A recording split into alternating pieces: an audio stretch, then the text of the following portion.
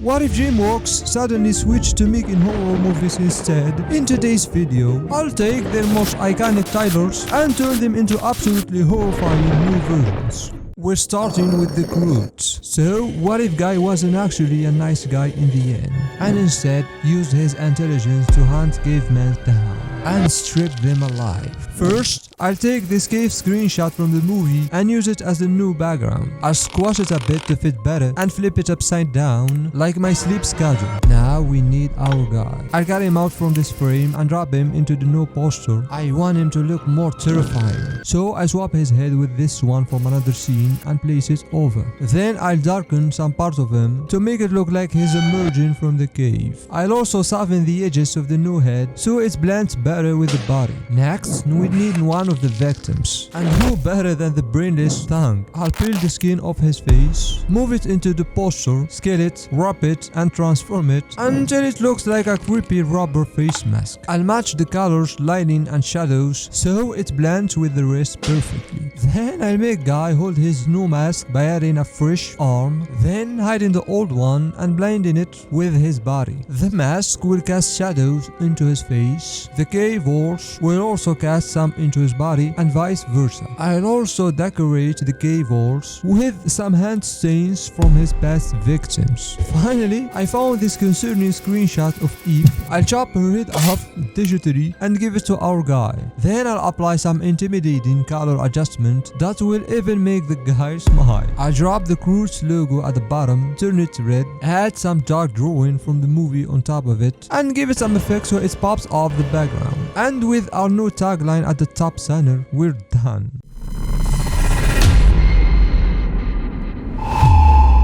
Next up is Megamind. After he got really bored once the hero was gone, Megamind decided to step up his criminal games and start playing with people's lives in deadly challenges like in the movie Saw. So first, I'll take this screenshot of him being way too eager to begin his villain arc and place it on the no poster. I'll squash him to fit vertically better, but unfortunately he needs to get out for now.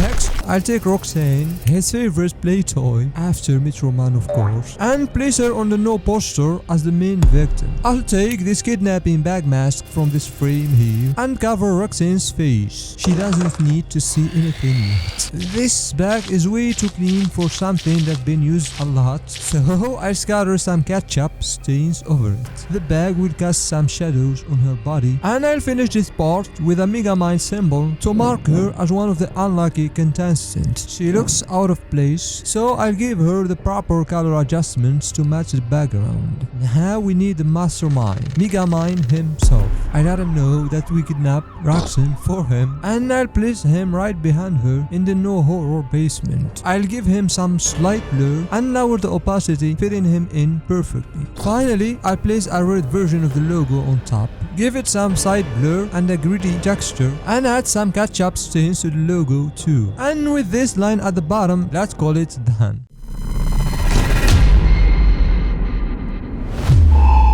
Next DreamWorks movie is one of my all-time favorites, How to Train Your Dragon. So what if dragons were a mere disguise, hiding something more terrifying inside, a being far beyond human fear and understanding? So hunting dragons is nothing but an ominous beginning. I start this redesign by clearing our canvas, then I need some dragon scares. So I'll borrow a few from this one right here and move it over to the no poster. I'll rotate it nearly 90 degrees and scale it into place. I'll duplicate it to the other side and fill the center with more deadly nether scares. Perfect. Oh, I forgot to tell you all, we need a massive hole in this dragon's belly for the no monster to emerge through.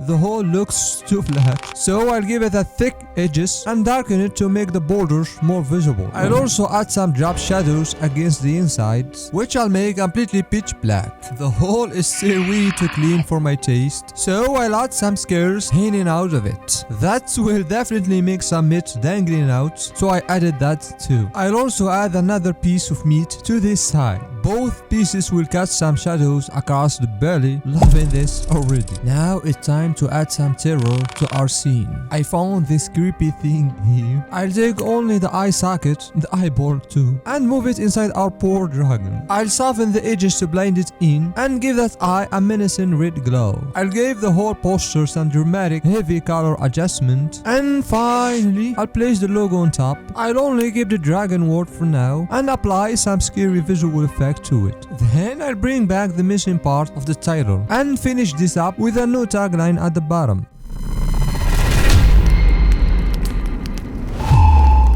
Next, we've got the Kung Fu Panda movie after Fu is officially chosen as the next dragon warrior and handed the dragon scroll to complete the ceremony. Little does he know that he just sacrificed his own life. This scroll will consume him from the insides, turning the hero into the villain. I start by placing this clouded sky as the no poster background and shift it into an ominous dark red tone. I found this screenshot of Fu with his evil embodiment. I'll take the normal one first and move it into the poster, then layer the evil one on top. I'll change the peaceful blue glow on him into a more threatening color like red. Then I'll hide him completely, but I'll mask in certain parts to make it look like Fu is being eaten alive and transform him into a new devious monster. I'll place some meat below him to reinforce that idea. I'll also remove Fu's iris and give the new mutant creature some intense threatening color adjustment and lower the opacity slightly. He's far beyond 7 now. Next, I found this frame of Jade Palace Temple from the movie. This will be the place with the cursed events involved. So I'll match its color adjustment to our corrupted panda and draw some fog over it to blend everything even better. I might add extra fog over Fu as well. Finally, I'll place the Kung Fu Panda logo at the bottom, throw some stains over it, and add a foggy texture to the edges. And at the top, I drag in the new line for our twisted movie poster.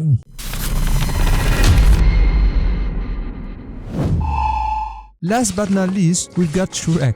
In my version of the story, ogres were never created to befriend other creatures. They're pure devouring machines, terror of the swamps, hungry monsters waiting for the perfect moment. I start with this foggy image from the movie, drag it into the new poster, and turn it into a green Shrekish color tone. Now I need to create our monstrous ogre. I'll take Shrek from this frame here and move him into his new position. Then I'll cut him out again from another screenshot with a different pose and layer it on top. I'll finish our creature by adding the screaming Shrek and stitching everything together. I'll fade some parts of each body section to merge them into one solid cohesive ogre. You'll understand why I posed him like that in a second. Next, I'll grab the most annoying brat from the series and bring him back to our starving Shrek. I'll pull the hand forward so he's gripping his prey tightly. And I'll paint in some shadows there too. I'll remove his head from his shoulders, digitally of course, and maybe add some saliva to really sell Shrek's hunger. I like this. Maybe I'll add some ketchup dripping from his eyes, making it extra drippy, bruh, and do the same to the other eye. I'll then color match everything, draw in some fog, and I'll finish it off with the most intense, over-the-top, Shrekish color grading you've ever seen on my channel. Last, finally, I'll place the logo at the bottom, add some effects, splash a bit of ketchup on it, and drag in the new tagline at the top as the final touch.